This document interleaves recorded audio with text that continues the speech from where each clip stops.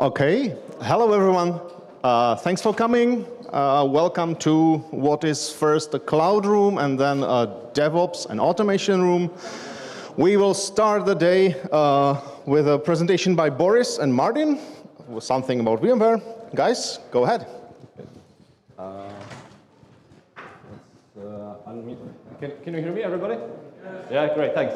So who here, like heads up, who here has some VMware environments or was affected with some latest VMware stuff what was happening? Wow, quite a lot of hands. So let's, and who was thinking to migrating to Kubernetes here? Okay, good audience. So for those who you are not aware of, current VMware situation, what happened a few years ago, VMware was acquired by Broadcom, and immediately after they were acquired, they started, there were some articles which came out, how much? It's 1,000% for universities, 1,050%, and it feels quite a bit like being held for ransom. So now the question is, how to escape this ransom? Quick answer, VirtV2V plus forklift. Thank you for attention.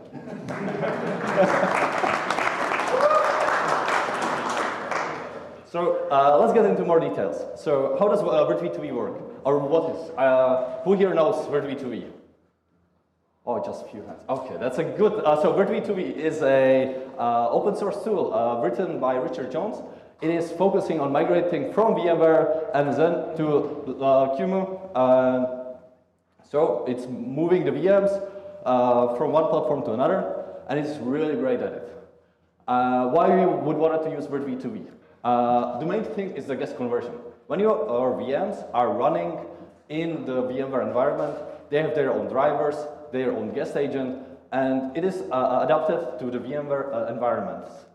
And on Libvirt, we have completely different tool stacks. So it removes the VMware tools, it installs the virtual drivers for you, it installs the QEMU engine, and does a lot of additional steps, which I'm not expert for, but there are more information about it, and I highly recommend. I know I'm at DevConf, but this is like a really good talk from Richard Jones on NBD Kit, which is the underlying technology used inside the VirtV2V.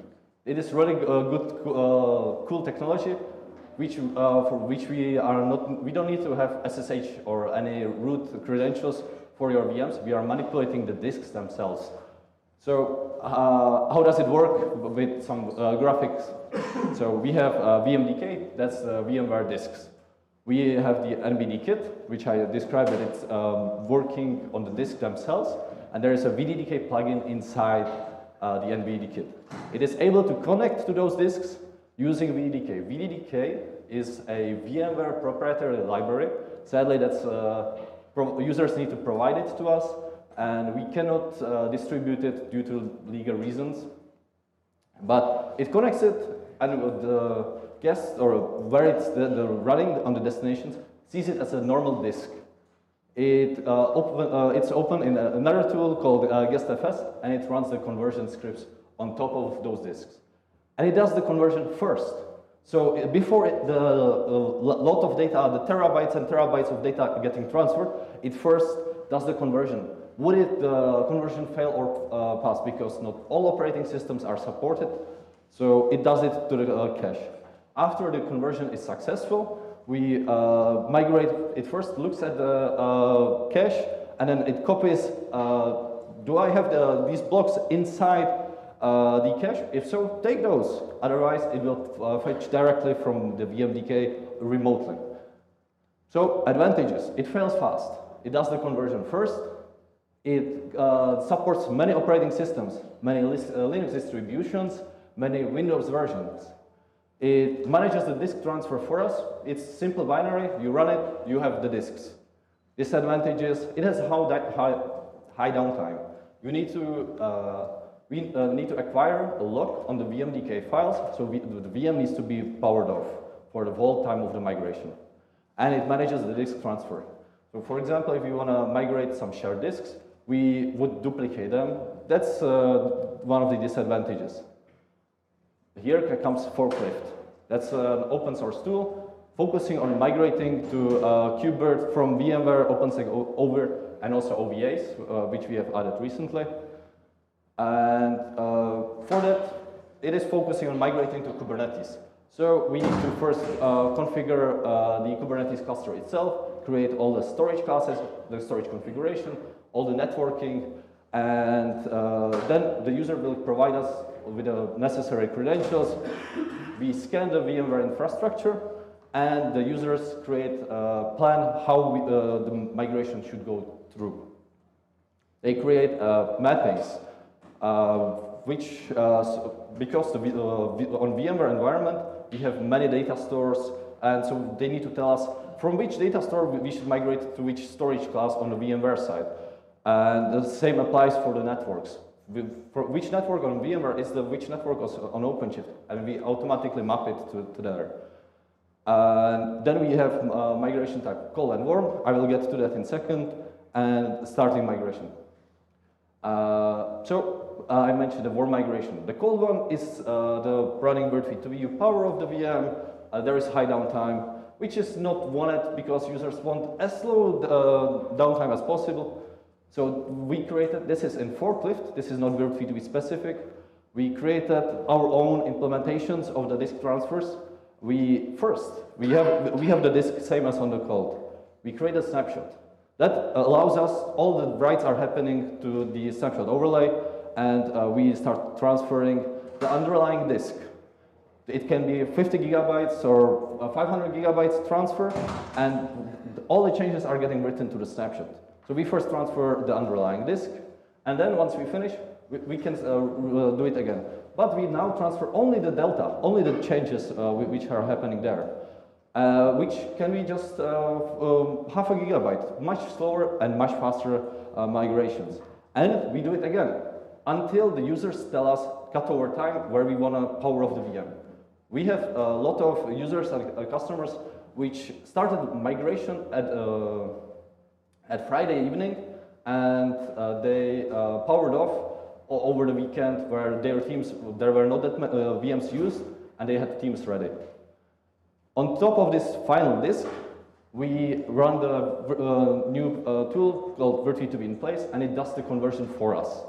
It does identically, as I mentioned, removes the guest VMware tools, installs Virtual drivers, and everything as we want it. Advantages, low downtime. That was the main advantage why we wanted to. It removes the VirtV2 disk transfer, which allows us to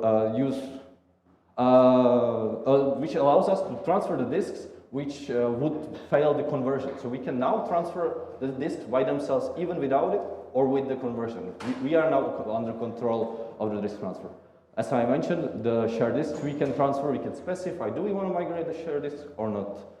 And it allows us offloading of the disk transfer. This is a topic about which Boris will talk. There are some disadvantages. Right now it fails slow. We are working on it that I wanted to do because we need to first transfer the disk and then we run the conversion.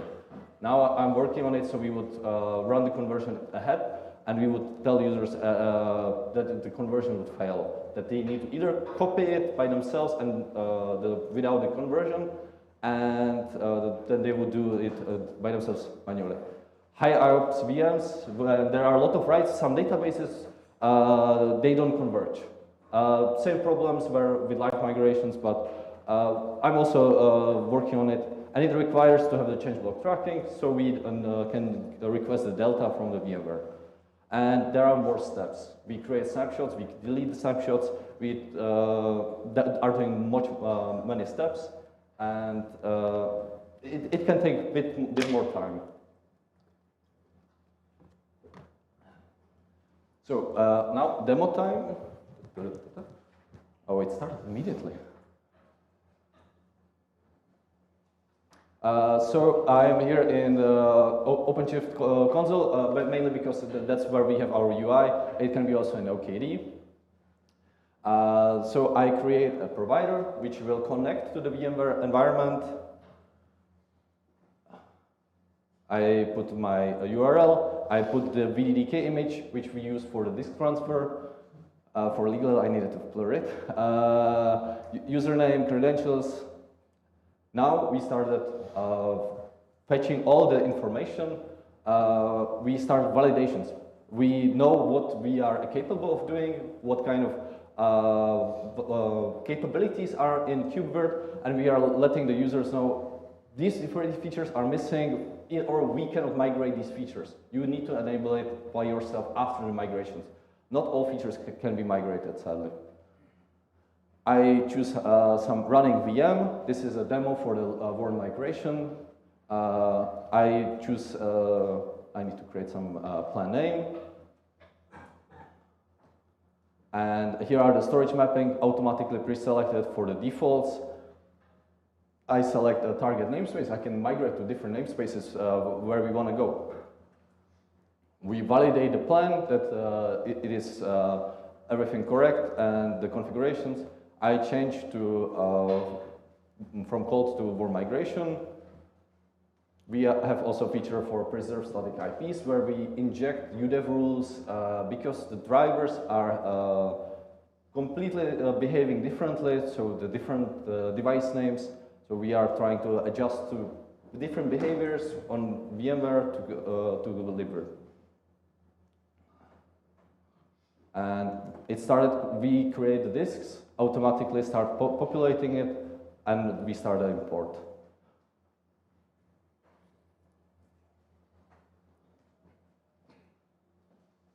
I go to the still running VM. I have access to it. I go inside the VM again.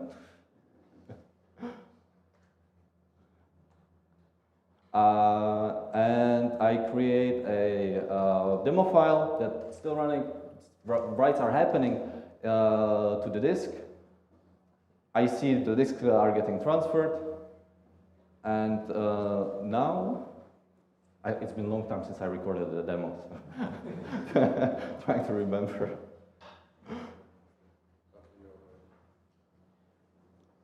Okay, and now I schedule the cutover time. When we should power off the VM. We can schedule ahead, or we can schedule in past, or like right now. That's some of the users use it immediately after we transfer the underlying disk, because there will be like as little changes. Because when we wait for the cutover, like 1 hour, there can be more changes happening to the underlying snapshot. So some of them are immediately transfer, just the small changes, which was immediately. It started the image conversion, which converted it and created a VM. We are trying to preserve all the configurations as much as possible. So if the VM was running, we run it again on the destination side. And now we have running VM on the KubeVirt. And we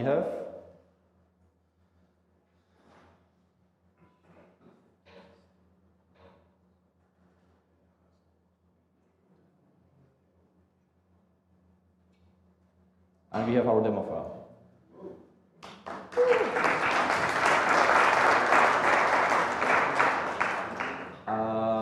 Everything is open source. Everything we have here on GitHub. Example of how you can deploy it. One make command, and you can build it yourself.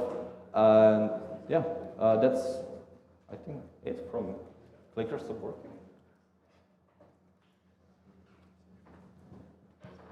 What happened? Oh, sorry. Yeah, and now I'm giving word to Boris. Thank you. So the clicker is not working? Hopefully. It is working. It is. Can you give me this thing? I just figured out if I hold the microphone in this hand and this, I don't have a hand to express my emotions. Okay.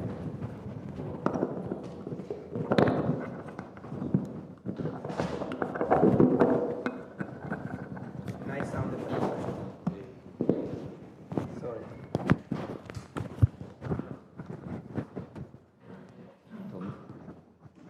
Is this good? All right, can you hear me? Wonderful. All right, thank you very much, Martin. So let's go over storage offloading. Martin explained about the process of migrating the VM, which is a very complicated process. It has many steps. But to be honest, most of it is a matter of configuration, right? Most of it is a matter of making a complicated configuration to make the VM work in a new environment. The heavy part is actually moving the storage. So that's a very I/O intense operation, and we want it to be quick, right? So we want to liberate our imprisoned closed source disks, and we want to make them roam-free in a raw format, which we can use at CNV. And right now, on a very good day, using the described previously method, using VDDK, we get about 300 megabit per second, which will mean if we want to move just 1 terabyte of set imprisoned VMDK, it will take us a few hours to do. And we are, forklift, we want to lift heavy loads, and we want to be able to do it quickly. And that's why we implemented a version of the volume populator. So, a little bit before we start about where the disk lives at currently. The disk resides over VMFS. VMFS is the file system developed by VMware. It's a very efficient file system to work with virtualization. That being said, it's closed source and all based on closed source components. So the VMFS itself, the Vi, which we will talk about in a second, and the ESXi kernel are all closed source, and there are no official open source drivers which we can use to mount stuff, to move the disks, etc.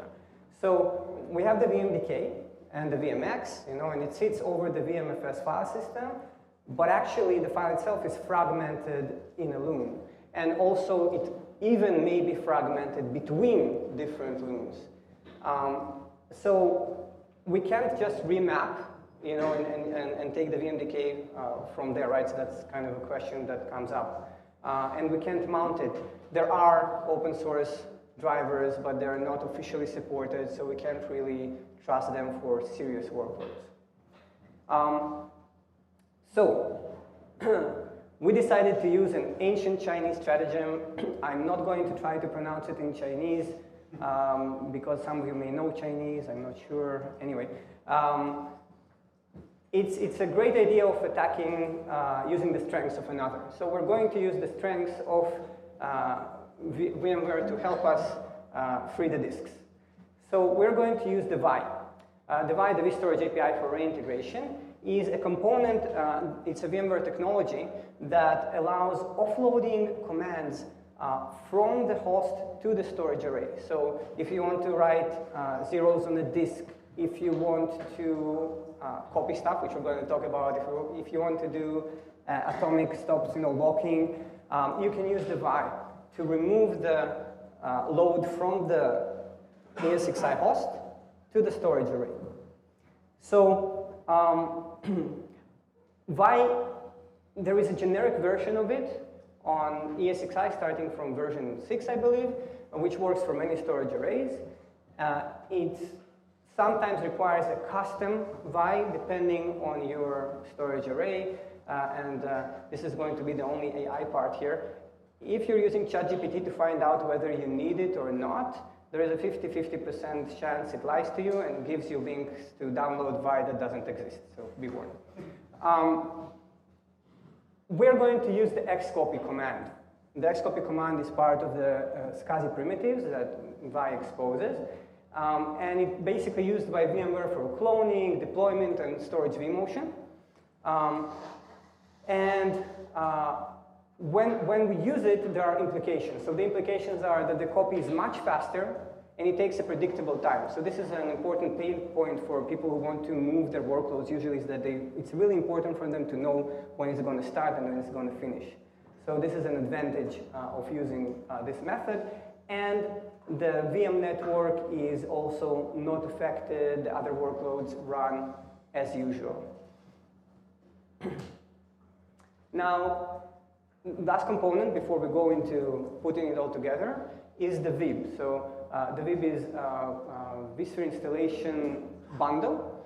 And it's kind of like an RPM. It's something you can develop to later put on hosts on ESXi's and use, and we're going to use it to extend the VMKFS tools. The VMKFS tools is a software bundle that VMware developed to basically handle storage and mounting and moving, etc. So we have this VMKFS tools wrapper as a VIB, and the populator will actually take care of the installation for you, of managing the version, so it's really nice and all done for you behind the scenes. So let's take a bird's eye view on the entire process. We get PVC, the populator gets a PVC from Forklift. It then tells the storage array to expose the volume to the ESXi host. It then tells the ESXi host to do the xcopy we just talked about, to tell the storage array to do the copy. And then it tells the ESXi host to unexpose the volume back and give it back to OpenShift, for Kube2V to actually do its magic. So what we're going to show now is a recorded demo. I have a joke about, running joke for every convention about live demos and sacrificing a goat before. This time we have a pre-recorded demo, but now it's about will it have sound or not. So we're going to see.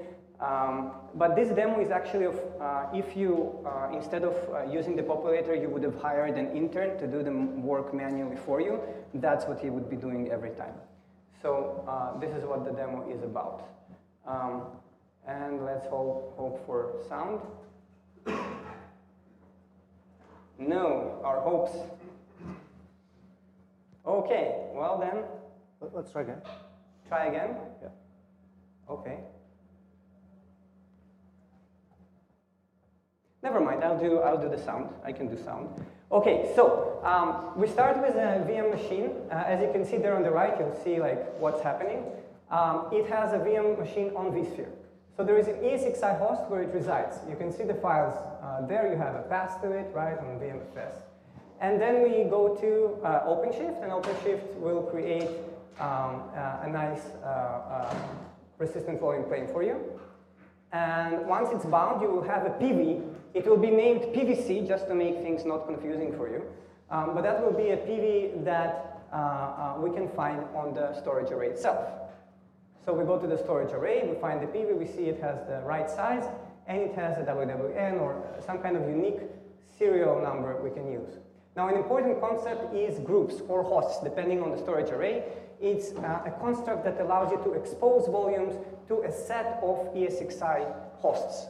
Once they're exposed, the ESXi hosts will have access to set volume, which is important for us. So let's do that.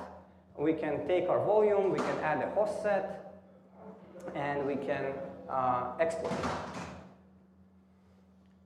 So once it's exported, right, we can go back to the ESXi, and we can see the device is recognized there. Yes, we can. Yes, it is. Okay. So now we can just run a wrapper and ask it to do the cloning. Now, our wrapper is cool because it allows asynchronous actions to avoid timeouts.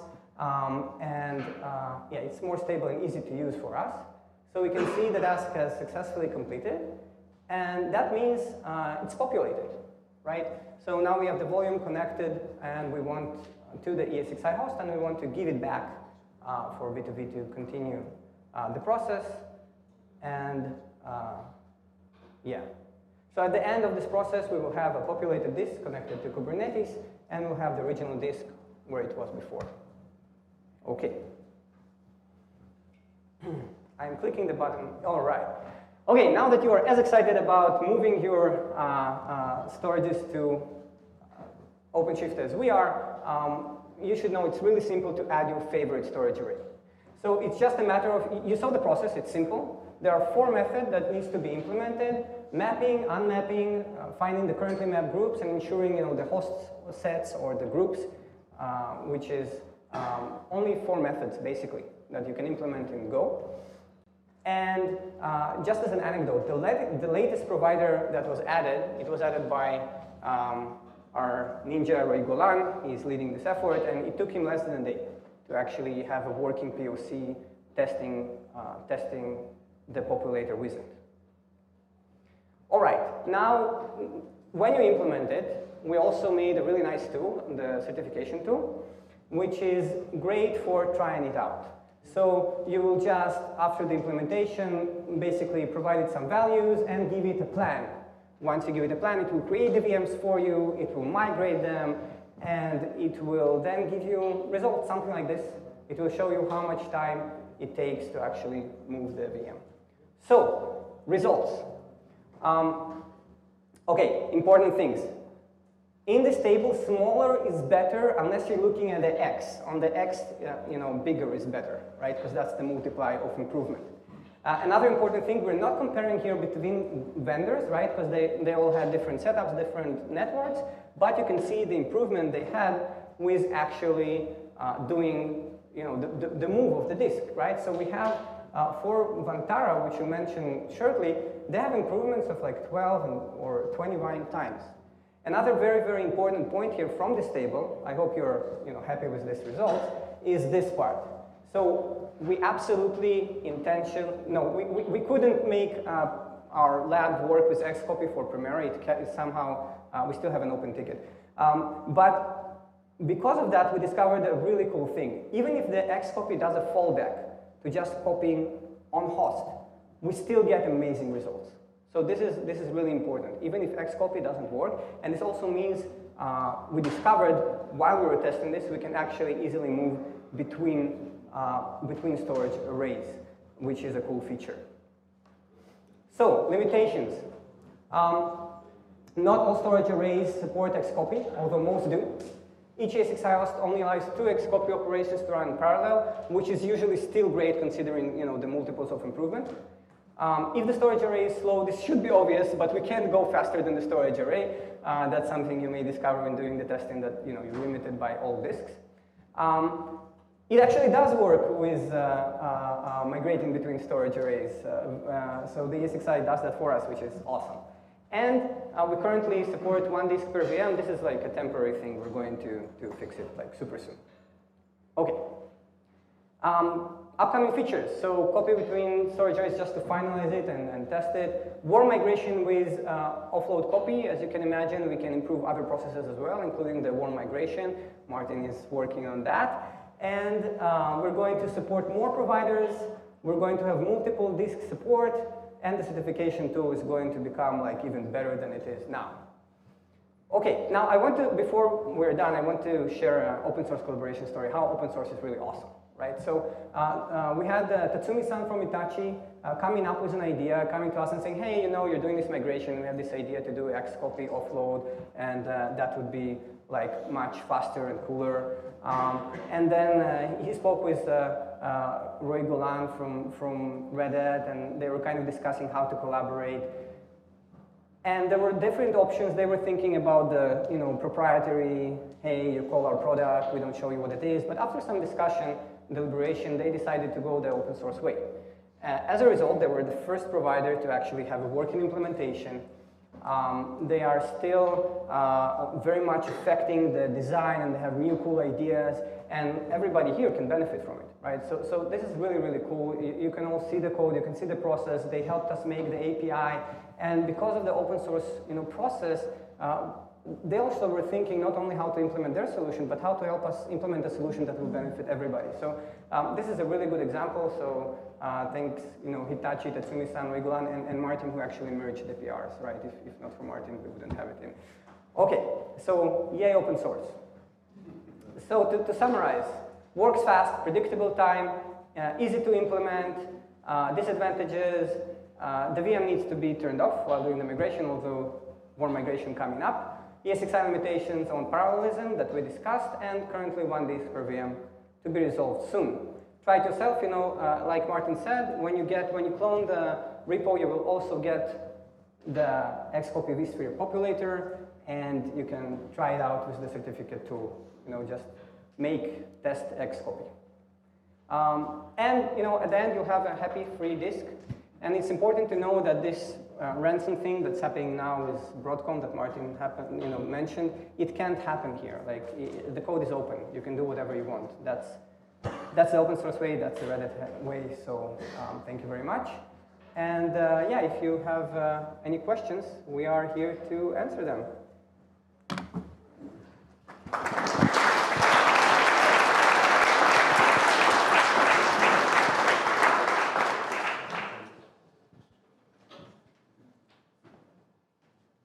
Yes.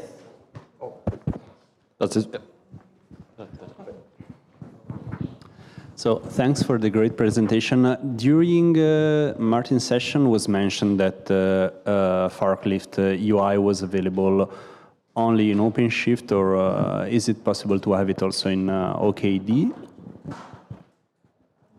Yeah, it's possible also in OKD. I had some presentations and demos, but they were too old. But OKD without a problem. Yeah, it's designed for it.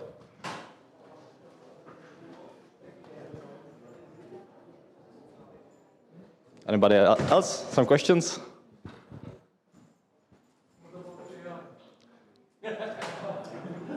There is a room, the largest, where was just keynote about AI. Yeah.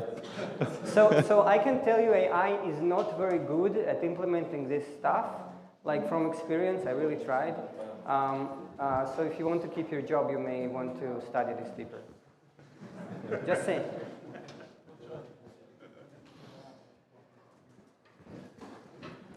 Cool. In that case, thanks everybody.